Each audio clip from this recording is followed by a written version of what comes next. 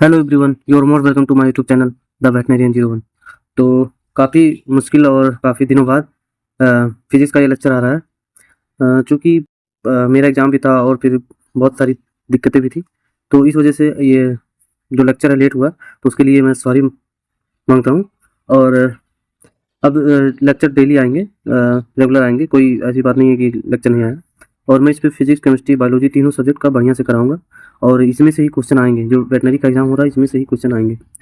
तो फिलहाल अभी फिजिक्स का क्वेश्चन मैं लेकर आया हूँ, 25 क्वेश्चन है, जो कि इसमें से मैं बताऊंगा कि कौन सा क्वेश्चन इंपॉर्टेंट है।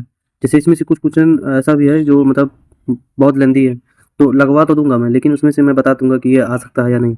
जो नहीं आएगा तो उसे आप छोड़ सकते हैं, कोई ऐसा नहीं है कि करके ही जाना है। और फिर जो आने के चांसेस हैं जिस टाइप के क्वेश्चन फार्मूला बेस्ड, तो वो टाइप के क्वेश्चन आएंगे। ठीक, तो फिर आप चैप्टर वाइज तो मैं नहीं करवा सकता, लेकिन PYQ टाइप के क्वेश्चन मैं करवा पाऊंगा, क्योंकि समय भी कम है और प्रिपरेशन भी करवाना है। तो फिर लेकिन क्वेश्चन ये है कि इसी में से आएंगे। ठीक, आपको घबराना नहीं है, बढ़िया से आप लोग को प्रिपरेशन करना है।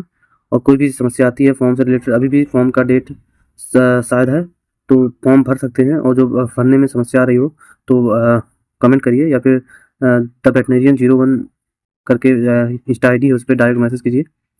और कोई भी समस्या आती है इससे रिलेटेड तो अ, बात करिए, कोई ऐसी बात नहीं है कि नहीं मैसेज नहीं करेंगे।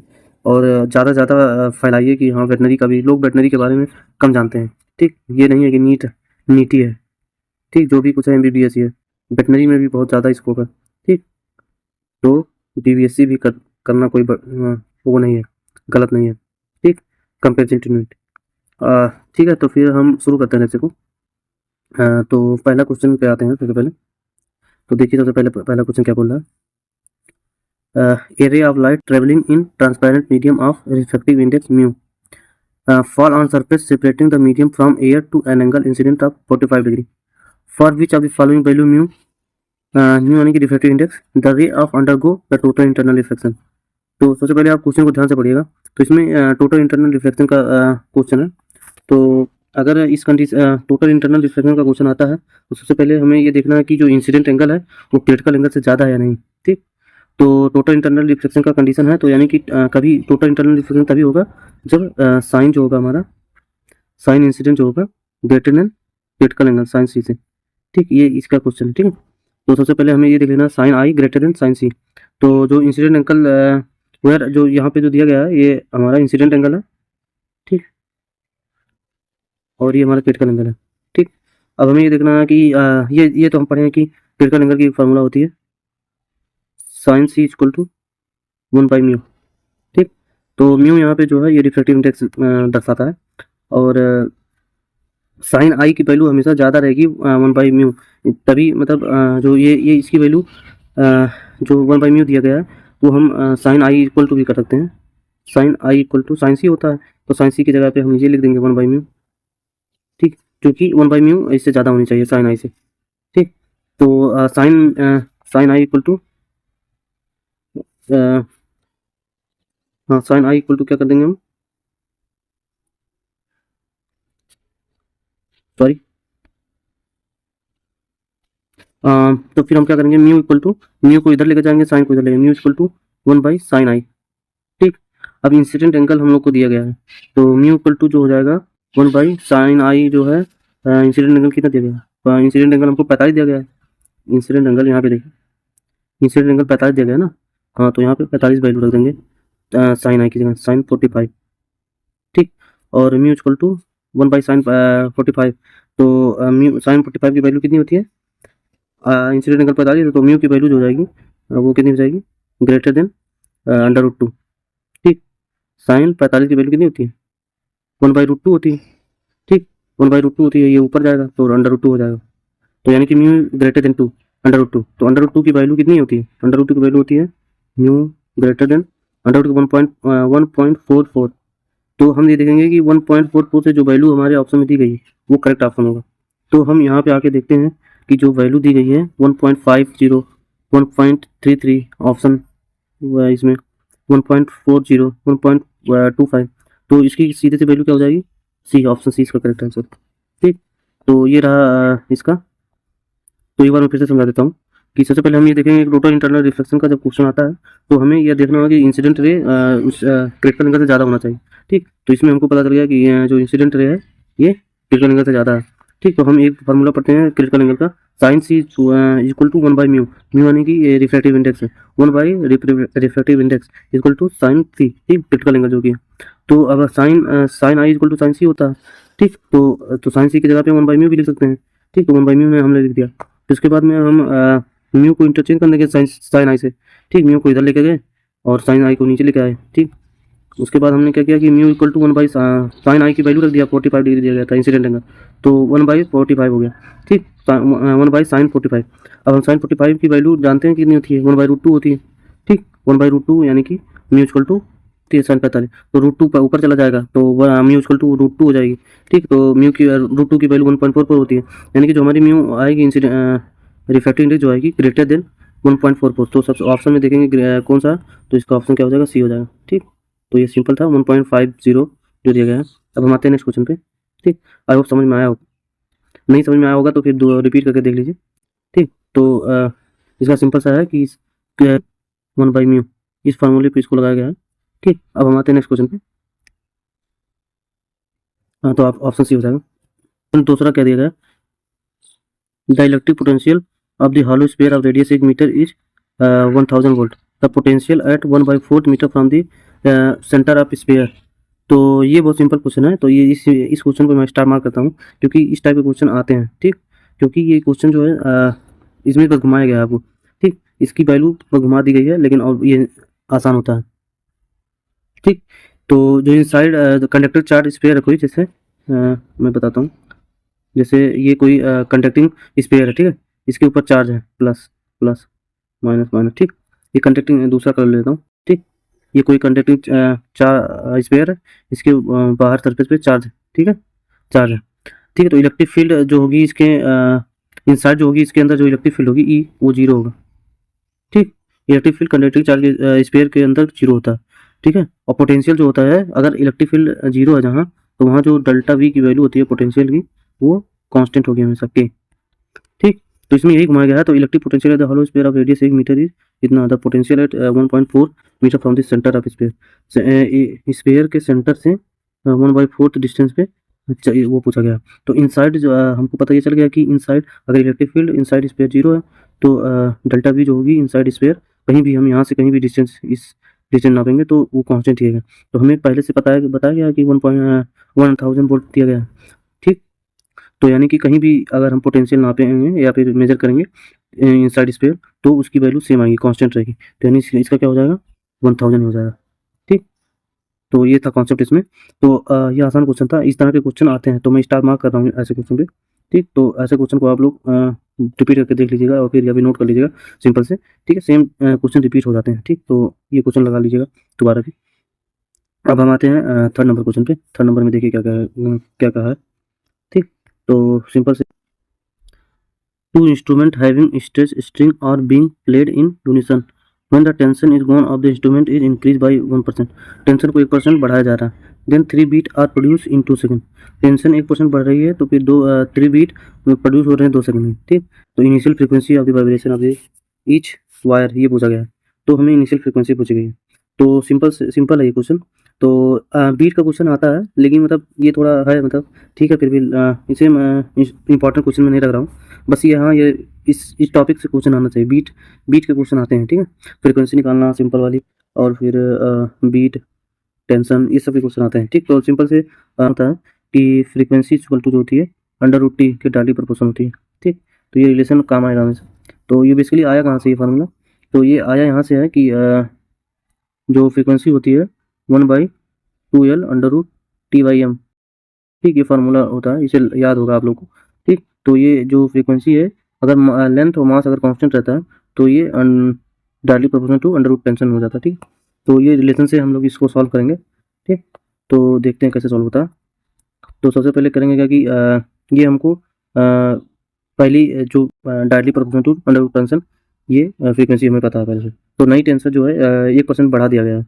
तो जो नई फ्रीक्वेंसी होगी वो क्या होगी, तो वी न्यू डैश जो होगी √T + 1/100T। ठीक, ये नहीं है, ये अंडर रूट में पूरा। अब हम क्या करेंगे कि इसको और फर्दर सॉल्व करेंगे। तो जो पुरानी टेंशन थी, पुरानी जो फ्रीक्वेंसी थी डिवाइड बाय नई फ्रीक्वेंसी डैश वाली इक्वल टू क्या हो जाएगी 1 प्लस 1/100, और जो अंडर रूट 2 था अंडर रूट था 1/2 हो जाएगा। ठीक, तो सिंपल से हम यहाँ पे ये कर लिए। ठीक, अब हम फर्दर इसको सॉल्व करेंगे तो यहाँ पे क्या हो जाएगा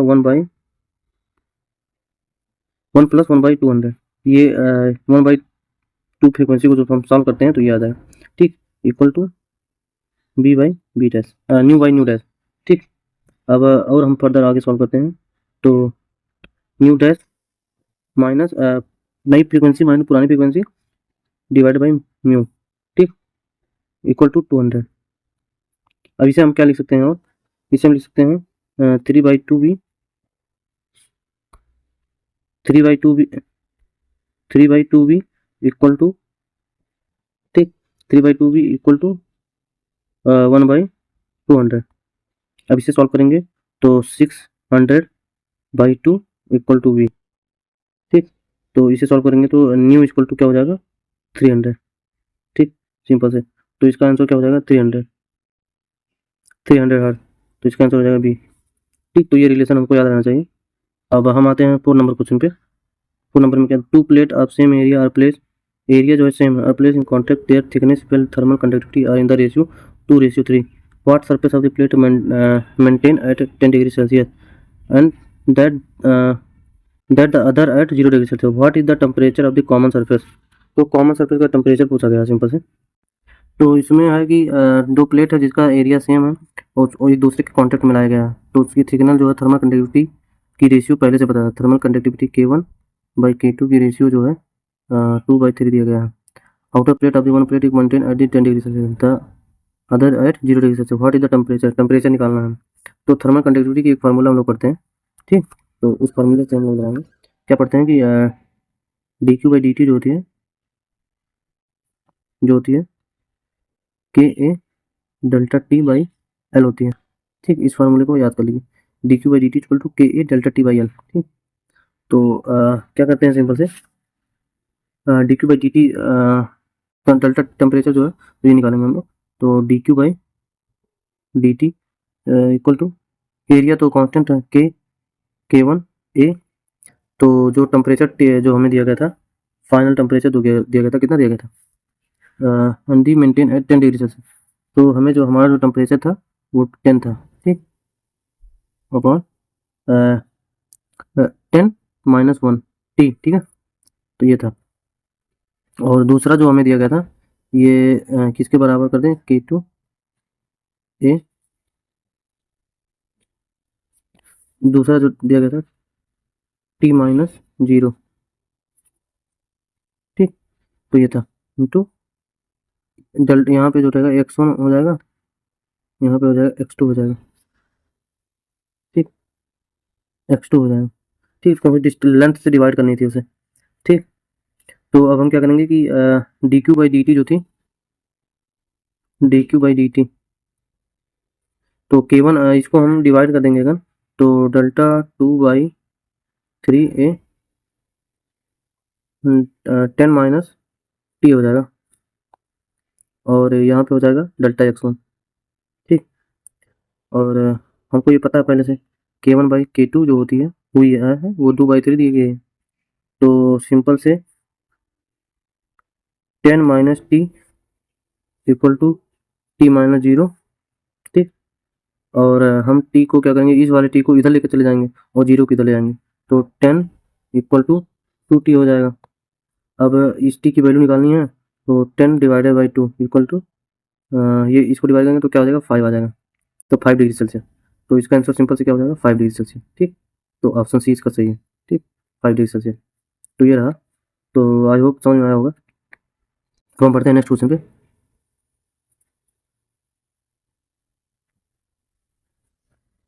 ठीक, अब हम बढ़ते हैं नेक्स्ट क्वेश्चन पे। नेक्स्ट क्वेश्चन जो है वो क्या है, an object is immerse in fluid, the object is invisible if, तो it behave as a perfect reflector, ऐसा कुछ नहीं, absorb all light falling on it, ये नहीं है, as refractive index 1, has refractive index exactly matching with the surrounding fluid. अगर उसकी जो रिफ्रैक्टिव इंडेक्स है और जो सराउंडिंग में फ्लूइड है उसकी रिफ्रैक्टिव इंडेक्स सेम है, मैच कर रहा है, तो ही वो इमर्स हो, ठीक है, इनविजिबल होगा वो फ्लूइड। ठीक, तो इसका क्या हो जाएगा, डी ऑप्शन सही है। अब हम आते हैं नेक्स्ट क्वेश्चन पे, 6 नंबर पे। ठीक, तो 6 नंबर पे देखो क्या दिया गया है। एक current 2 ampere flow through to a current 2 ampere flow through 2 ohm resistance when connected across battery. The same battery supply a current of 0.5 ampere when connected across 0.9 ampere resistor. The internal resistance of the battery is। तो इसमें simple से internal resistance निकालना। तो इसमें से हमें simple से internal resistance निकालना है। तो सबसे पहले हम लोग ये V equal to I R पढ़े रहते हैं, ठीक है, ये हमें याद रहता है। तो इसमें क्या रहता है कि इंटरनल रेजिस्टेंस कैसे निकलती है, तो आई इक्वल टू क्या कर सकते हैं हम, वी बाई आर लिख सकते हैं। ठीक, ये लेकिन ये तो हमारा जो है ये एक्चुअल फार्मूला नहीं है, लेकिन जो हमें इंटरनल रेजिस्टेंस का फार्मूला होता है इसी के ऊपर बना हुआ है। ठीक, तो देखिए बताते हैं कैसे बना हुआ है। तो हम लोग I equal B by are पढ़े थे, तो उसी को आई इक्वल टू जो हमारा होता है ई यानी ई एम एफ अपॉन जो रेजिस्टेंस होता है plus internal resistance small R से इसे डिनोट करते हैं। तो इस फार्मूला से लगेगा ये क्वेश्चन। तो पहले सबसे पहले क्या करेंगे हम, दोनों को इक्वल कर देंगे, E M F upon capital R plus small R. तो हमें ये निकालना है, तो ये हमारा फार्मूला हो गया। तो सबसे पहले हम क्या करेंगे, हमें क्या दिया गया है, एक करंट 2 एम्पियर दिया गया है और रजिस्टर दिया गया है 2, ठीक है, और जो इन लोग की ईएमएफ है, तो दोनों की ईएमएफ सेम है, ठीक है, तो इक्वल कर देंगे। दोनों की ईएमएफ सेम है तो कट जाएगी पहली इक्वेशन दूसरी इक्वेशन की। तो सबसे पहले हम लोग को 2 एम्पियर दिया गया है equal to EMF upon resistor पहले का कितना गया, 2 एम्पियर 2 ओम रजिस्टर भी दिया गया है प्लस इंटरनल रजिस्टर। ठीक, तो ये हो गया हमारा पहला इक्वेशन। अब हम दूसरी इक्वेशन पे जाएंगे। तो दूसरी इक्वेशन में जो हमें दिया गया है, करंट दिया गया है 0.5 दिया गया है एम्पियर, और इसको इक्वल कर देंगे ई एम एफ बाई दूसरे उसका क्या गया है 9 ओम रजिस्टर दिया गया है। ठीक, तो 9 प्लस आर कर देंगे इस्तेमाल। तो हमें निकालना क्या है, बेसिकली ये निकालना है। ठीक, तो ये इक्वेशन तो हो गया। अब इन दोनों इक्वेशन को डिवाइड कर देंगे। ठीक, तो सिंपल से क्या करेंगे, 2 बाई 0.5 इक्वल टू, अब हम ई जो हमारा ई रहेगा यानी ई एम एफ जो रहेगा कट जाएगा, ठीक है, क्योंकि ऊपर नीचे ई एम एफ जाएगा तो कट जाएगा। तो 2.0.5 2 by 0.5 equal to 9 plus R, ऊपर चला जाएगा 2 प्लस आर बचेगा। ठीक, तो अब हम सिंपल से यहाँ से आर, हमारे पास एक ही वेरिएबल है आर, जो कि आराम से निकल जाएगा। ठीक, अब हम क्या करेंगे कि 2 बाई 0.5 को हम लोग क्या कर सकते हैं, ऊपर 20 हो जाएगा, 5 4, तो यहाँ पे 4 हो जाएगा। ठीक, क्योंकि 20/5 करेंगे तो 4 आ जाएगा, 5 4 जा 20। ठीक, तो ये सिंपल से हो गया। और 9 प्लस आर 2 प्लस आर। ठीक, अब इसको डिवाइड करेंगे, तो क्या हो जाएगा, 8 4 दूनी 8 plus 4 R equal to 9 plus R. ठीक, अब इस आर को हम इधर लेके जाएंगे और इसको इधर लेके जाएंगे। ठीक, 8 को, तो 9 माइनस 8 जो हो जाएगा 1 हो जाएगा, इसको आर इधर ले आएंगे तो 4 आर माइनस आर जो 3 आर हो जाएगा। ठीक, अब हमें आर की वैल्यू निकालनी है, आर इक्वल टू हो जाएगी 1/3। ठीक, तो ये सिंपल है, आर इक्वल टू 1/3 हो जाएगी। ठीक है, देख लीजिए। ठीक, तो सिंपल से क्या क्या किया मैंने, एक बार बता देता हूँ कि पहले सबसे पहले I equal to E M F upon actual resistance plus internal resistance. ठीक, तो इसको दो इक्वेशन बनाया गया है। ठीक है, दोनों की वैल्यू दी गई थी, फिर हमें उसी इक्वल वे दोनों इक्वेशन से सॉल्व करेंगे तो आ जाएगा। ठीक, अब हम आते हैं नेक्स्ट में। लग रहा है ये वीडियो काफ़ी लंबा हो जाएगा, फिर भी कोई बात नहीं, आप लोग कर लीजिएगा। ठीक है, मैं थोड़ा आराम से पढ़ा रहा हूँ इसी वजह से। ठीक, तो ये इसका क्या हो जाएगा, सिंपल से 1/3 रजिस्टेंस। ठीक है, अब हम आते हैं